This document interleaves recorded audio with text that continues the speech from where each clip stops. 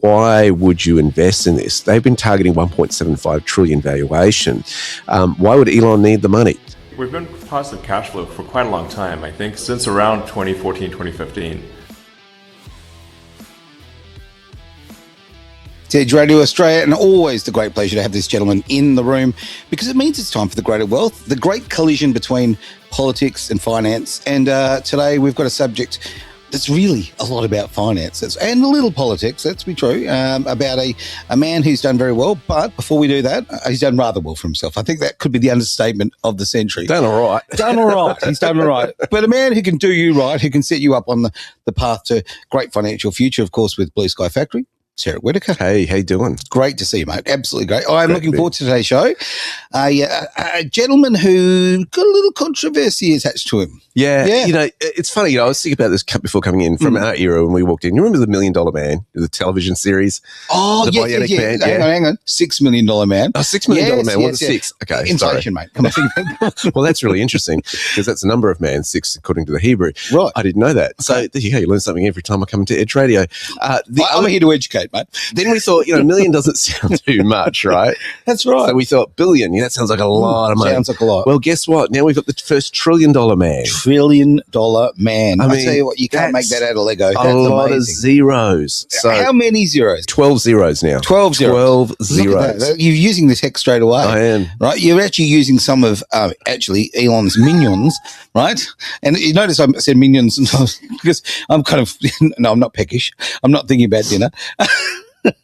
But it's so interesting this subject comes up right now because somebody yesterday was having a conversation with me and they were rather angry about the fact that, okay, it's Elon's fault. Everyone's going to be unemployed. AI is going to take over. Yeah, the world's all going to hell in a handbasket. AI is certainly a revolution in terms of the industrial revolution. Absolutely. Okay. I was talking to a guy who owns a part share in an AI company a few weeks ago. It's one of my clients, actually. And he's saying, look, people think that the jobs are going to disappear. They're not. They're just going to go to people who know how to use AI. Right. Okay. And that's the big defining difference there. And I think, so learning now is really, really important. I agree.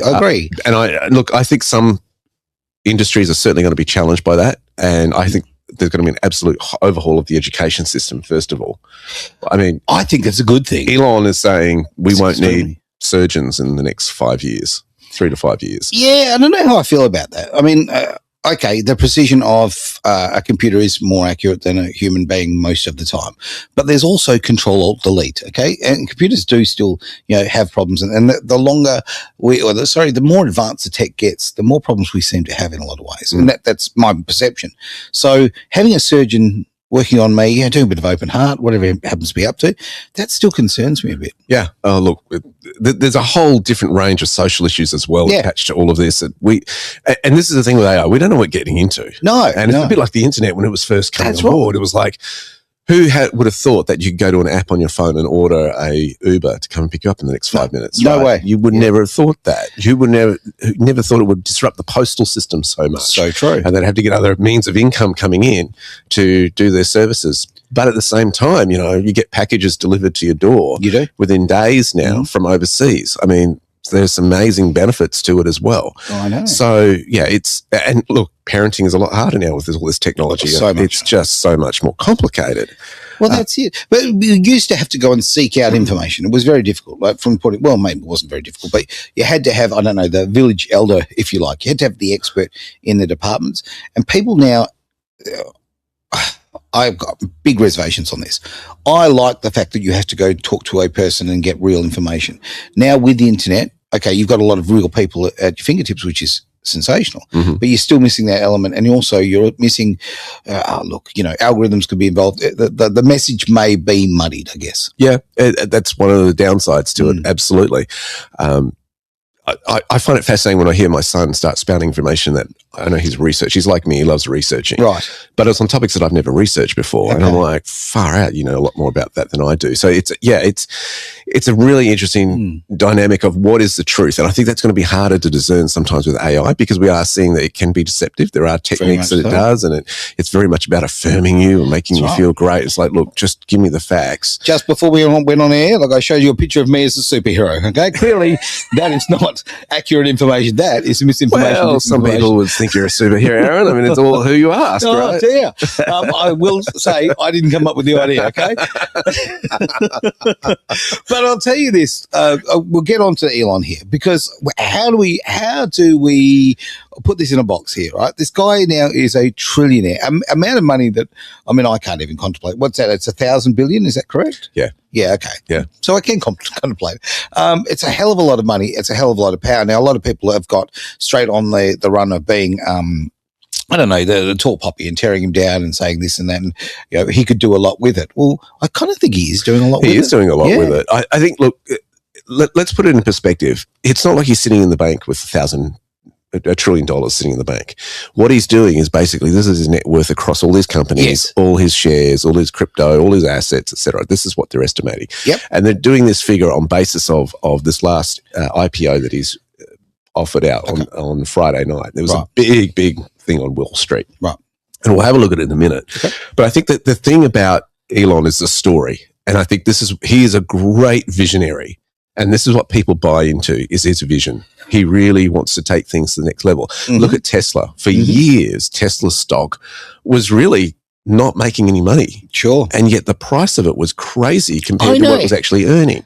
And I think it's because he's a visionary and people buy the vision. Has it changed? Absolutely. How many Teslas are on the road these days? Too many. Can't stand the bloody things. I think I see them as fridges that just drive down the road. They're white goods. His skills as well. He's very good at marketing. Yes. Brilliant at marketing. And the other thing is he's very good at recruiting talented people. Those elements, 3 elements, really combine and package him up in terms of why he's so likable by so many. Now, of course, not everybody likes Elon. That's fine. I'm not into whether you like or dislike him, but those 3 things have worked for him. Yep. If you hear his story too, let's have a look at this first video that does dive into the history. A couple of comments come in. So, so Taz, thank you for the comment there. I really appreciate that. We'll jump back to that in just a tick. But let's get into the videos here. Let's go. Now, how long ago was this video taken? This is an oldie. This was on 60 Minutes years and years ago. He looks about 16. Yeah. All right, let's give it a go. You know, there are American heroes who don't like this idea. Neil Armstrong, Gene Cernan have both testified against commercial spaceflight and the way that you're developing it, and I wonder what you think of that. I was very sad to see that because those guys are, those guys are heroes of mine, so it's really tough. You know, I wish they would come and visit and see the hardware that we're doing here. And I think that would change their mind. They inspired you to do this, didn't they? Yes. And to see them casting stones in your direction. It's difficult. Did you expect them to cheer you on? Certainly hoping they would. What are you trying to prove to them? What I'm trying to do is to make a significant difference in spaceflight and help make spaceflight accessible to almost anyone. He gets quite emotional on that. I can't get over that. I've never seen that before. And he's obviously very, very touched about that. It really is. I mean, he's seeing his heroes are knocking what he's doing, his life's work. So, that is interesting. You look at the story of Elon, born in South Africa, bullied as a kid, immigrated to North America, arrived with a backpack and a dream. He built Zip2 with his brother, sold it 4 years later for $300 million, co-founded PayPal with the profits. I mean, how many of us have used PayPal? Revolutionized digital payments, sold PayPal to eBay for $1.5 billion, bet everything on Tesla and SpaceX, got mocked for electric cars, got laughed at for reusable rockets, nearly went bankrupt in 2008, kept building, turned Tesla into the world's most valuable automaker in many ways in terms of stock price. Because when you compare what Ford's trading for compared to Tesla, it's huge. Made EVs mainstream, transformed the automotive industry. All the other people were trying to catch up with him and bring out their own electric vehicles so they didn't get caught out in the whole green push. Made reusable rockets a reality. I think it's fascinating how a rocket can be caught again by those arms. I mean, it's just amazing vision. I'd love to see that in real life. Sparked the modern economic space race. Built Starlink. Don't forget Starlink. We've forgotten about Starlink. Just a small thing. That's connected millions around the world. The internet is so much faster than what we get here on your curb. No question about it. Yeah. Turned SpaceX into one of the most valuable private companies in history. Then he goes buy Twitter for $44 billion. Which was a terrible investment as far as financially, but for the culture of the world, a very, very important thing. Absolutely. Advertisers fled because it all mixed up with the politics and that sort of stuff. Critics called it the worst acquisition in tech history. He renamed it X. Why would you do that, right? Then he rebuilds the platform, turns it into one of the most influential platforms on earth as far as journalism is concerned. Okay. Launches XAI, which is his, and accelerated the global AI race, sent astronauts to space, trying to get humans to Mars, create millions of jobs, generate hundreds of billions of value, inspired an entire generation of builders. Now, this whole IPO, it's the story and narrative that is attached to Elon, which is so fascinating. I think this is what people buy into when they buy his stock as well, because he's the battler that everybody can identify with and has pushed through it and done incredible things. I'll argue that point. I'd never seen him as a battler.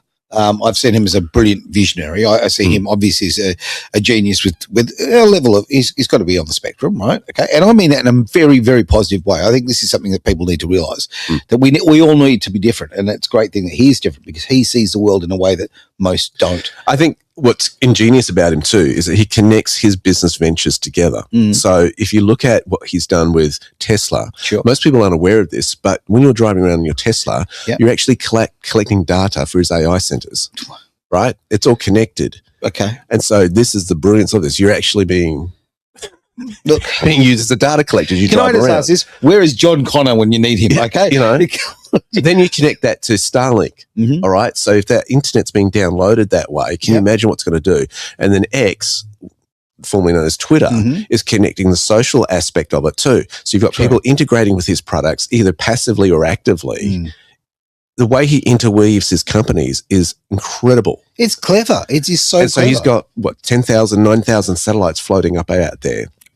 We'll hear more about that in a minute. Yeah, there's a lot to connect the world through that. Now, you can imagine how the AI is going to integrate with all of that. Okay. Well, on that front, let's bring Taz's comment up there again, if I may, because, obviously we're talking about AI here.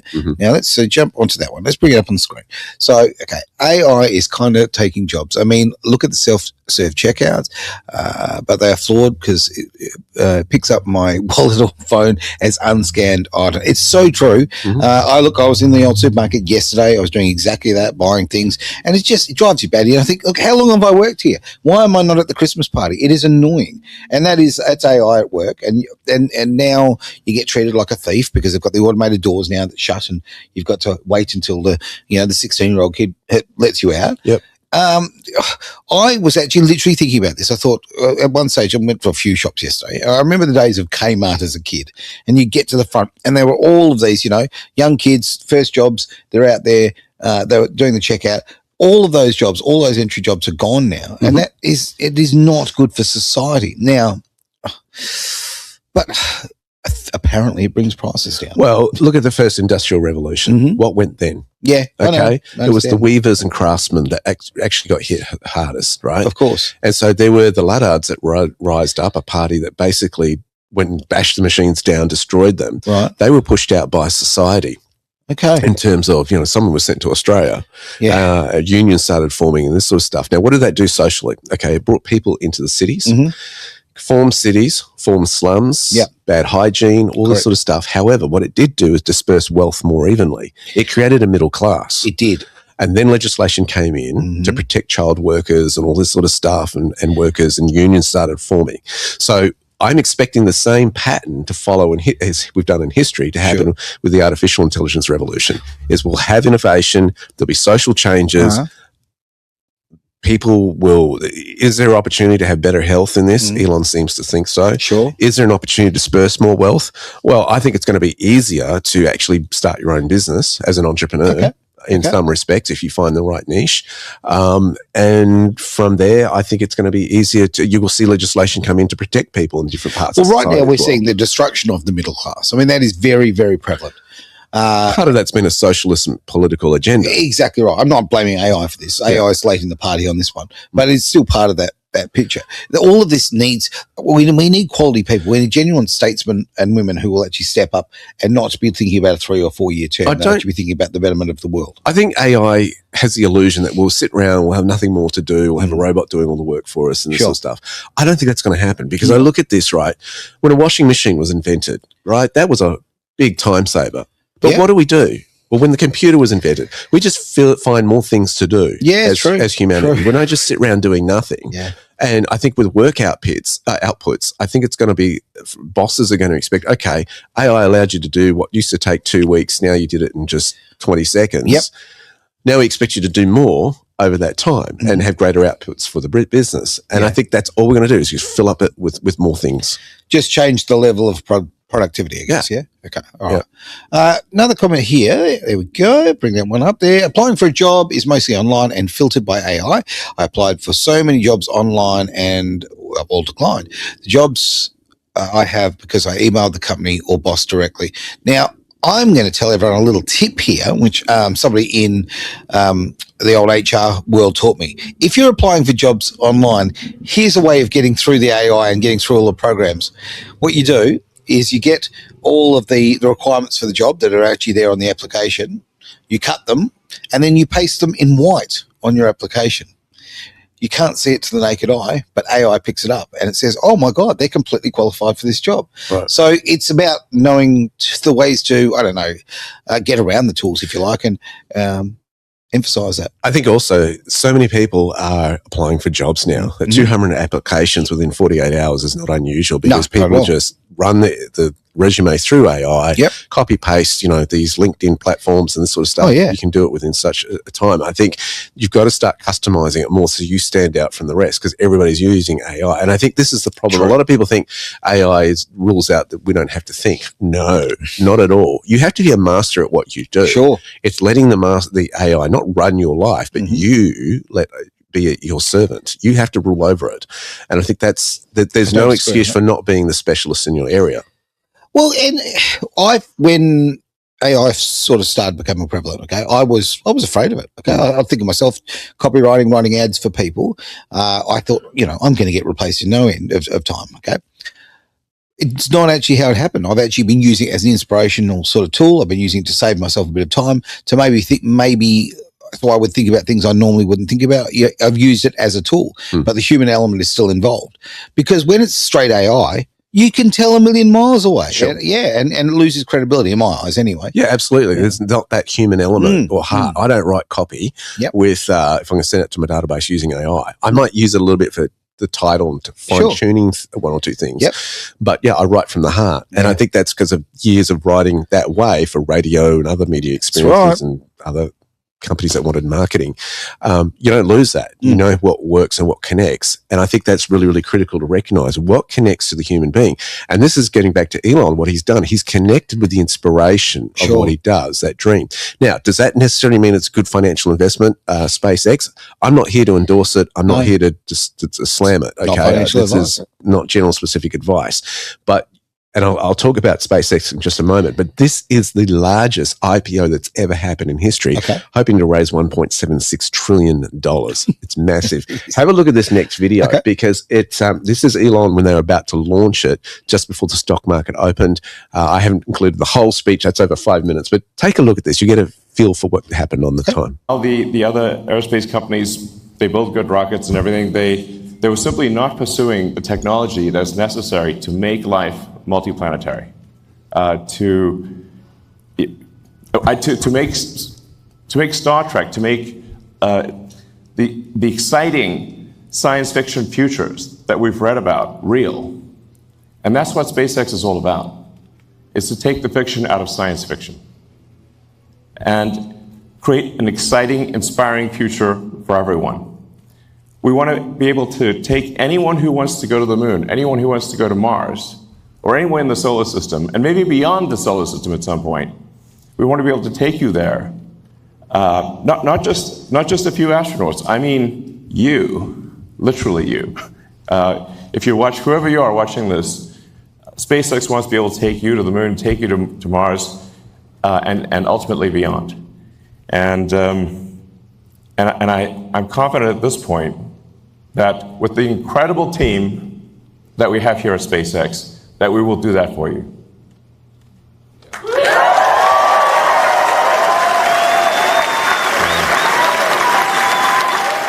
All right, first question is, why don't I get applause like that when I send it?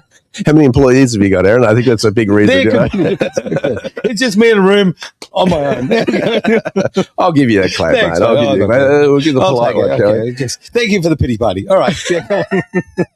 I think what's interesting is a lot of those employees just became millionaires overnight when the IPO went out, right? Good and that's point. why they're clapping, because they were what they call the insiders. They got... SpaceX basically gave their employees shares to the company, which was really, really smart. Now, he admitted in his speech that he didn't think this would work. He had a 10% chance of being a success. I missed that. Jeez. Yeah, he says that at the beginning. I didn't include that. It's a long speech, but he thought it was going to be a failure. Okay. And he said, sometimes we do this because we've got to give the world hope. That you get up in the morning and go, there's a reason that we can do things. And I think, again, that it sells the vision. I'm going to interrupt for, this little comment here. Right, what's gone on with Australian politics over the last month or so with budgets and destruction of small business and what's been going on, it is so important to support the people who give us hope, the people who roll the dice, the small business person. It is so important. And I think that's right across the board. Like, go to your small businesses, try to keep away from the big multinationals. And no, I'm not having a go at the multinationals, but, I have no interest in putting up a third or fourth story on a CEO's house, okay? But I'm very, very happy to put their kids through T-ball or footy or whatever, right? So I think that's important. We see so much of that. A lot of people will have a go and go, oh, he's a trillionaire, yada, yada, yada, yada, and they'll tall poppy him. He's a man with a dream, a lot of them, and a lot of vision. And without that spirit, we don't move forward. Yeah. I think somebody asked me, is AI heading down a road that is going to be bad? I said, look, it's neutral. The technology itself is neither good nor bad. It's the heart of humanity behind it that drives it, whether it does good or evil. And I think this is what we're going to keep in mind, okay? Radio can be used for good or evil. Television can be used for good or evil. Then we went to the internet. That can be used for good or evil. AI can be good for evil. And money can be used for good or evil, all right? So it's the heart of humanity that is the issue. And when people start to use these tools for evil intent, then you got an issue. And I think that's an important thing to bear in mind. I agree with that. And if we look at this, you might be thinking, well, why would Elon float this when the company was doing well? Now, keep in mind, this company is not just about going to the moon and back and building these data centers and all this in moon. Yep. We'll get into that in a second with this next video. But it also has Starlink wrapped into it and a few other things. Starlink's been very profitable for Elon. Good cash flow there. They charge a good rate to do that monthly. It's great internet. I've used it. And so there's a few companies. The one that has been lagging this is the AI factory. It's costing them a lot of money and it's not profitable. Now, people have been asking, look, why would you invest in this? They've been targeting 1.75 trillion valuation. Why would Elon need the money? Have a look at this video and you'll hear what his ambition is. 10 questions for you. So I want to make sure I get to each one. Some of them came from folks here. They're all important. But one, just to start, is why SpaceX public now? Because you had choices, you didn't have to. Why now? Yeah, I've been asked for many years about taking SpaceX public. So it's probably been, I don't know, almost 10 years that people have been suggesting to me that I should take SpaceX public. We've been positive cash flow for quite a long time, I think since around 2014, 2015. And we've been self-funding. In fact, in our private equity rounds, they actually have not been fundraising rounds. They've been liquidity rounds for investors and employees because we give everyone at the company stock.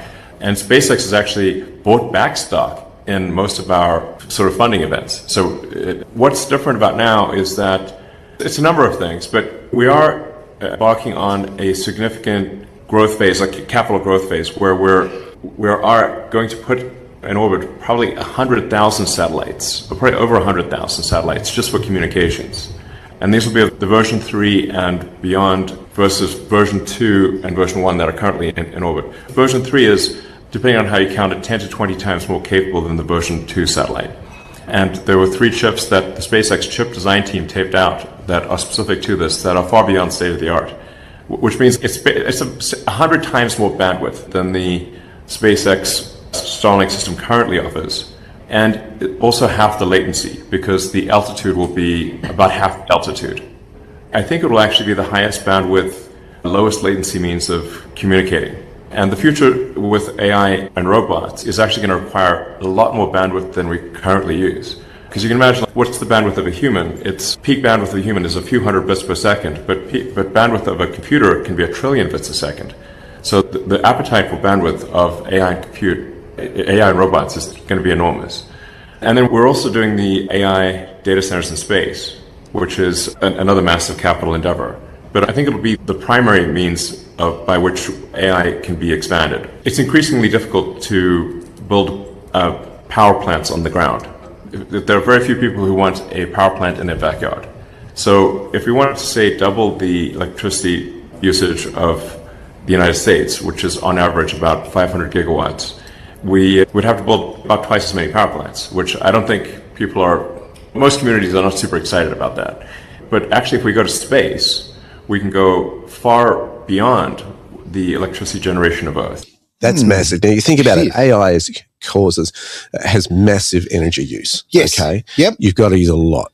And there's a lot of complaints about AI centers, how much noise they make and this sort of thing when they're in your backyard. There's all sorts of things to it. Absolutely. So what his vision is that he wants AI centers from space. Now you think about it, he talks about, a little bit after this clip, I cut it short because it was a bit of a long one, but he also talks about the power of the sun, how much it generates, all this sort of stuff, and sending that energy back to Earth. This is the big long-term vision of what he's thinking. And you can think about how much that's going to cost. Now, I'm thinking about how much the cord's going to cost. But, jeez. Well, that's right. It's a big cable, isn't it? Big cable. Very big cable, or a big mirror, or whatever they're doing. Exactly. Big dish. So this is what you've got to think in mind. I think also this is not a short-term thing, right? This is a long-term. To build out that kind of vision, not only a lot of money, but a lot of time. We're probably talking lifetimes here, honestly. Yeah. And so what you got to think about here is people are, from the financial perspective, are going, it's a 1.75 trillion valuation, the largest IPO ever attempted. You're paying 94 times annual revenue at the moment, not earnings, revenue. Whoa. For the shares at 150 when it was launched, $150 US a share. Okay. The company lost nearly $5 billion last year. So when you're paying 94 times top line of a money-losing business, it's argued by Ticket to Ara that you're not buying a company, you're buying a story. And I think that's what you've got to think about. Now, again, I come back to one of my first points when I was saying when Tesla was still out there, it was losing money all the time, but people bought the story. And look at what Tesla's doing now. That's right. So I think Elon's got a few more tricks up his sleeve that we probably doesn't let on. Oh, no doubt he's holding back information. And why wouldn't you? It would be foolish to let everybody know your plans. Yeah. Yeah. But when Tesla came along as a car company, I mean, yes, I actually did a little research because back then they were actually making them out of a little Lotus, the original ones. So, that pricked my interest. And I looked at it and, I found out later that they were losing money on every single car. It was financially, it was an absolute disaster. But it was a very clever disaster because guess what? It got guys like me, car guys, enthusiasts, looking at as electric as an alternative. All right. Now, if you just made it something mundane and sensible, would I have looked? And millions of others wouldn't. You must make the product exciting. Yeah. Okay. That's marketing. Well, what he did was he did the Model X first, the luxury car. That's right. And it was like 150 to 180,000 to get that US with the currency and all that exchange. And so it was out of most people's reach. And then his plan was, once you make the luxury car, make one more accessible to the masses. Right. And he did about 2 versions of it. Very clever. Rather than going, sell more units, it was and I think from an engineering perspective that was smart too, because they could spend more time on less orders on the luxury end and get that right.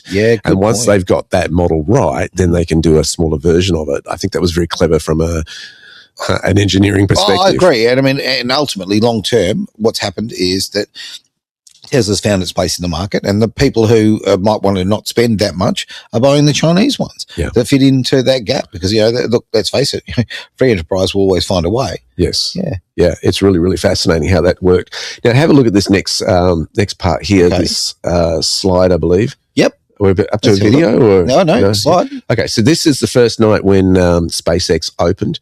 You can see at the start of the night, it was $150, and it went right up to, what was it, $170 US at the peak. Let's bring it a little bigger. Yep. There we go. Yeah. So it went over to about about $176 a share. And then there's a bit of sell off, people taking their profits. Okay. And it closed at 160. So $10.95 up from the open. Now, the concern I have with IPOs is typically if you see them, people get into them, and then there's a big sell off after the hype. People want short-term cash. Yeah. And so then history has shown with different stocks, they go right down and can do that. So, whether you want to buy this or not, that's really do your own diligence, talk to your licensed financial planner about this, because this is not a stock recommendation. It's just that may not happen to it's an observation, very clearly. That's what that is. So, it's really interesting how the market went for that. And of course, in the middle of that, about 3/4, you see the volume trading just dropping as it was being sold off. Yeah, I can see that. At the bottom there, those volume bars are showing that. But the excitement at the beginning of the opener market, everybody was buying in. You see the long columns down there at the bottom showing the volume trading going through it. But there's never a high drop as far as there's no, there's certainly no dumping of stock there of any consequence there. I don't think so. Well, there's a gradual sell-off from about 176 to the end of trading night. But I mean, that's just one night of trading. There's still enough data there. It's gradual. It's not sudden. We're going to see a whole different picture of this in 6 months, 12 months' time as to how this company's actually going. This is a grab of one day, isn't it? This is one day trading. Well, there you go. Yeah, it's one night of trading. A big picture. So, there's not enough data there to grab. What is the actual market sentiment on this? Okay.